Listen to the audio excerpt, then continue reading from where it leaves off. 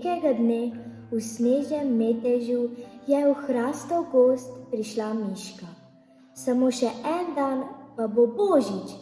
Majceni sivi smrček ji je trzal od navdušenja. Le nekaj je pogrešala, hiško, ki bi ji lahko rekla dom. Miška je vedela, kakšen naj bo pravi dom.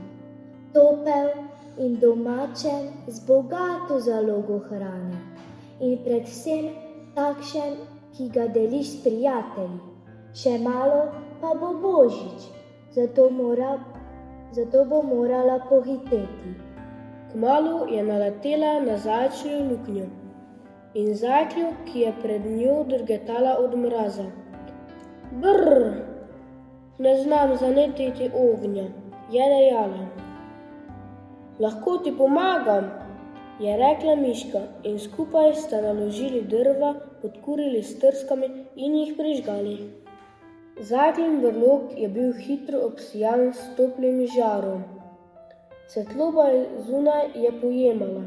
Še malo pa bo božič, je rekla miška. Mudi se mi najti domek in že je odhitela. Zdaj se je znašla pred lisjakovim brlogom.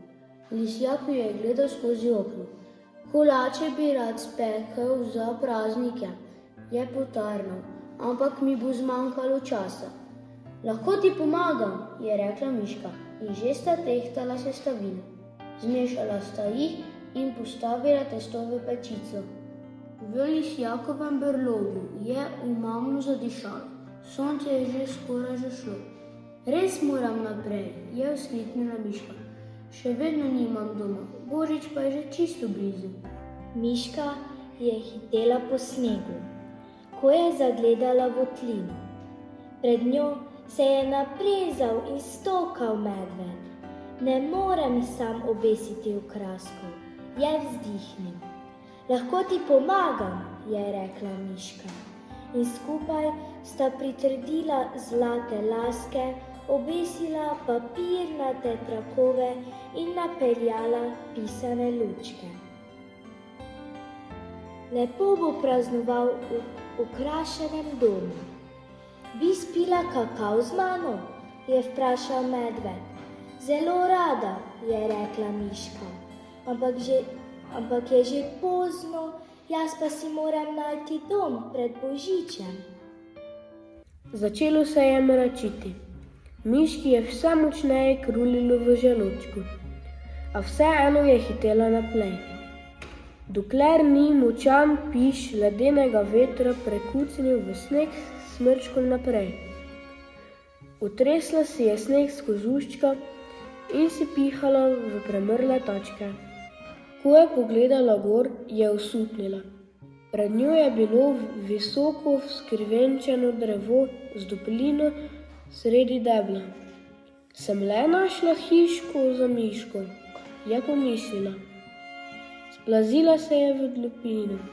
Ledene sveče so visele od vrat, zaudarjalo je po zatohlem in bilo je zelo, kako naj rečemo, prazno, vse prej kot popoln domek. Za prvo silo bo, si je rekla miška in stekla nabrat listje za rešišče. Ni dolgo iskala. Že je mimo priskakljala zajklja z veliko vrečo drv. Žijo zajklja, je zavpila miška, a je zajklja ni slišala. Čez nekaj časa je mimo prihitel lisjak z veliko košaro za piknik. Žijo lisjak, ga je pozdravila miška in drobencljala za njim. Toda veter je odnašal njene besede. Nato je mimo prihlačal medved z veliko škatlo okraska. Živijo, medved, je rekla miška, toda medvedovi koraki so bili predolgi, da bi ga lahko dohiteli.